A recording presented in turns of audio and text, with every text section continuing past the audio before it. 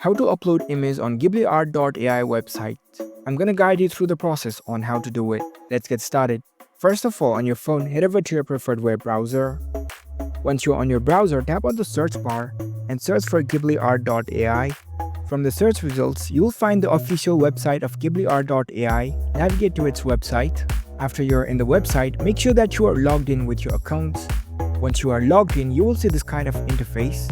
Now, in order to upload image in GhibliArt AI website, here you can see try for free option. Tap on it. Now you will be prompted to this page. From here, you can upload the image and convert it using the Ghibli style. So you can see this upload image section over here. Tap on this. It will access the gallery of your phone. You can select the image which you want to convert it into the Ghibli style. For example, I've selected this picture. It has already given the default prompt. Right below that, you can select the aspect ratio of the photo. Once you are done, you can tap on this generate Ghibli image option.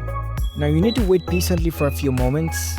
And there you go, it has successfully turned the image into the Ghibli style. So that's it, you can easily upload image like this. If you found this video helpful, don't forget to give this video a thumbs up and subscribe to our channel for more tech tips. Thank you for watching.